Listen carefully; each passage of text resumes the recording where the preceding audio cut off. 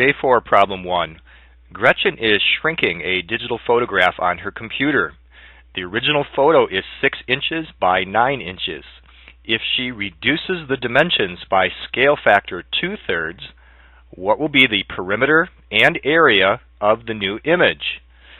So here is a quick sketch of the photograph.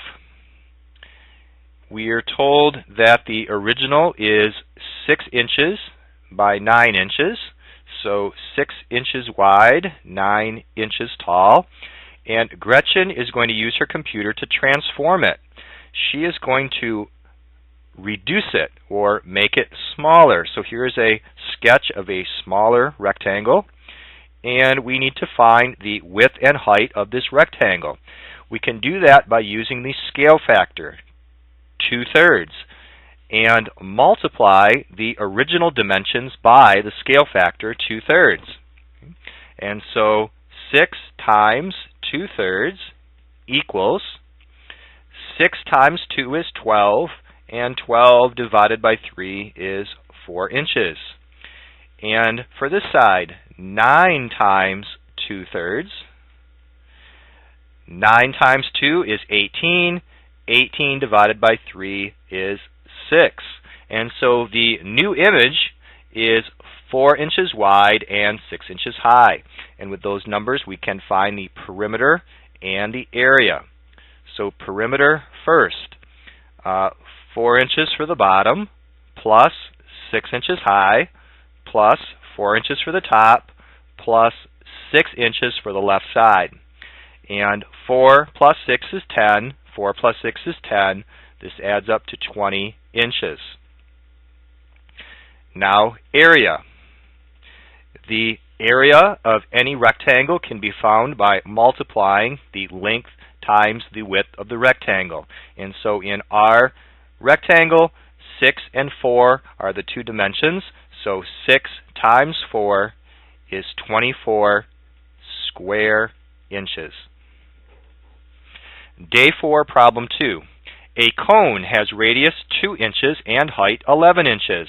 Part A, sketch a picture.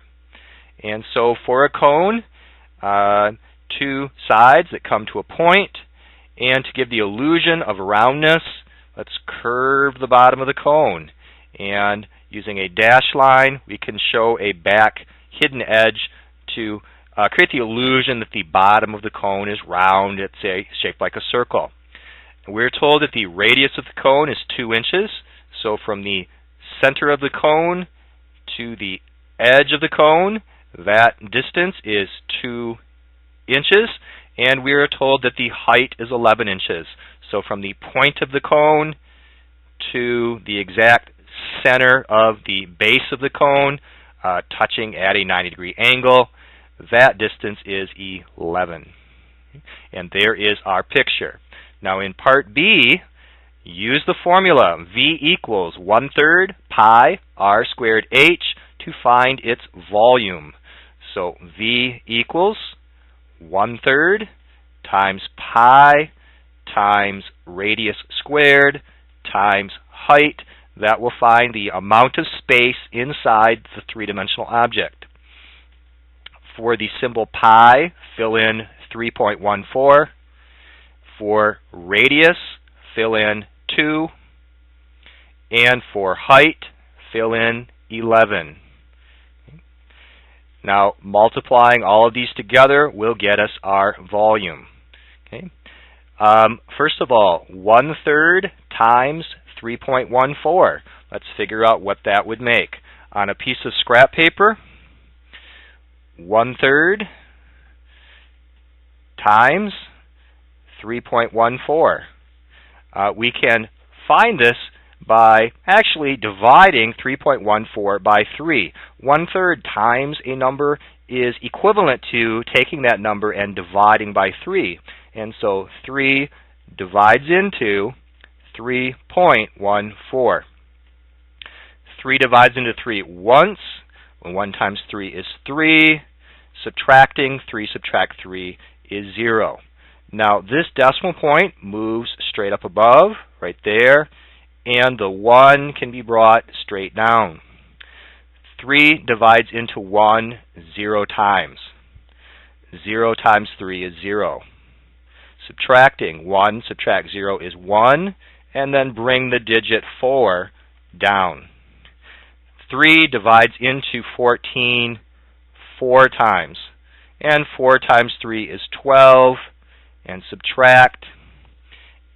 4 subtract 2 is 2.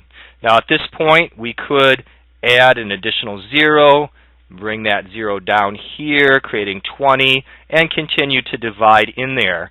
But we already have our decimal answer as 1.04. That's probably good enough for the problem that we're working on. And so 1/3 times 3.14 is approximately 1.04. So this piece right here produced 1.04. Going on, 2 squared is 4. 4 times 11 is 44. And so this piece here produces 44. Next step, how about we go 1.04 times 44.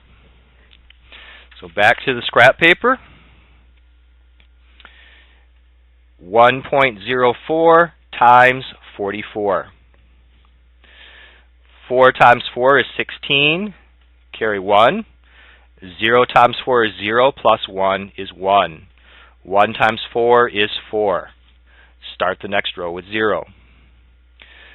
4 times 4 is 16. Carry 1. 4 times 0 is 0, plus 1 is 1. And 4 times 1 is 4. Adding together, this is 6, 7, 5, 4. There are 2 numbers to the right of the decimal point, and so in the answer, put the decimal point here. 45.76. And so our answer for V is approximately 45.76 cubic. And I see the word inches, so cubic inches.